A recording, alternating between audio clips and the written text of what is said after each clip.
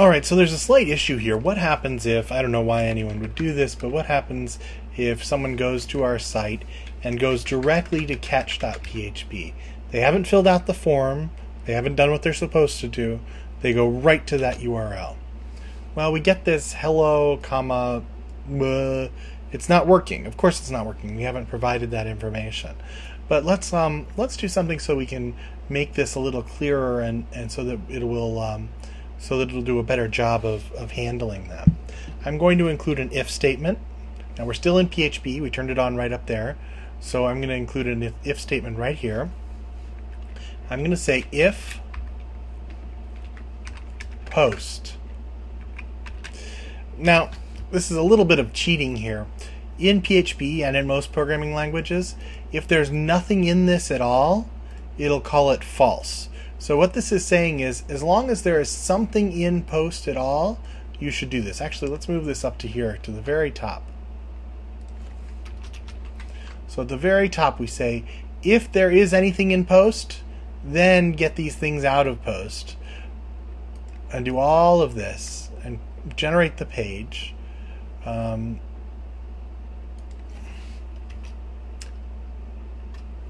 then down here we'll start PHP again.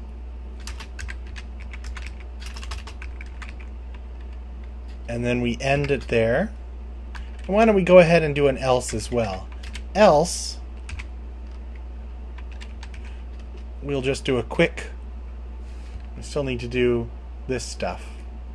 We'll do a different HTML page.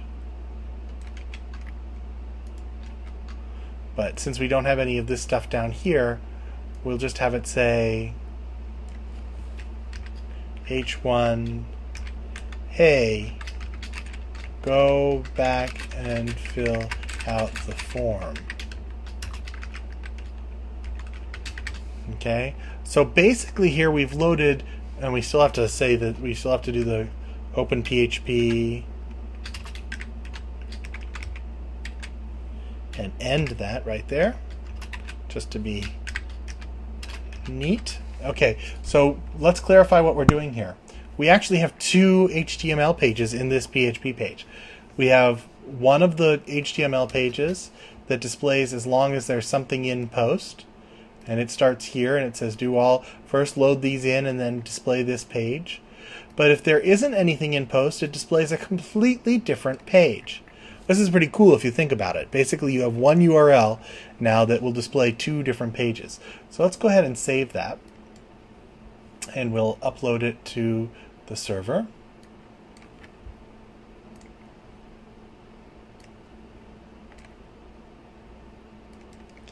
Let's hope we did everything right.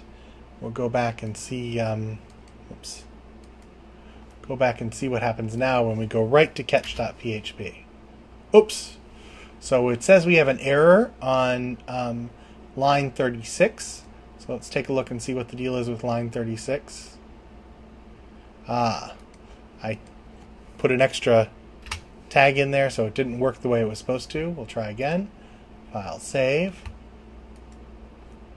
That's actually lucky. The syntax errors are the easiest ones to fix because it tells you right where they are. It's the logic errors that are more difficult. We'll refresh this. And see, since I haven't filled out the form, it isn't happy with me. Now if I go to index and actually go to the form first, actually just do that. So we start off at index, and if I say my name is Bob and I'm still a kid, it still works great. Okay?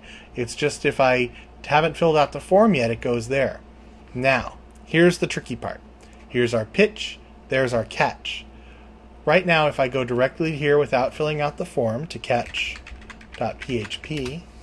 it gives me this message, but that's kind of a dumb message if you think about it. I should probably have a link to the form. But I don't have to link to the form because I can do one better than that. And I'll show you what I can do. Here we have, hey, go back and fill out the form. Why would I say that when I could just put the form there?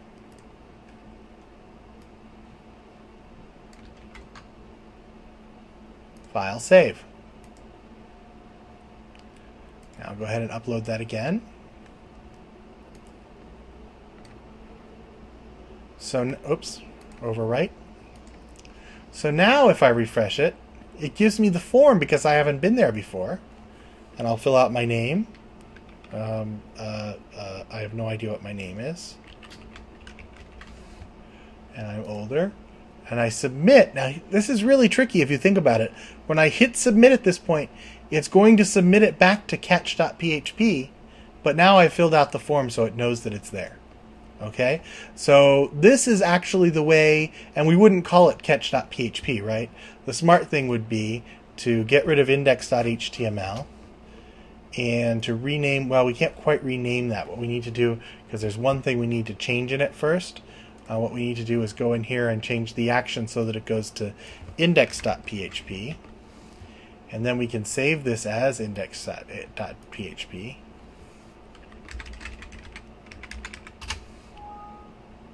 Yes. And then we can drag this over and put it in here. We can get rid of catch.php because we renamed it basically.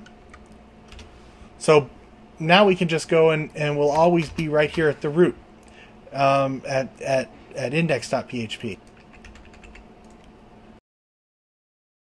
So this isn't all that strange. In fact, most web applications, all the stuff that it's doing is driven out of index.php.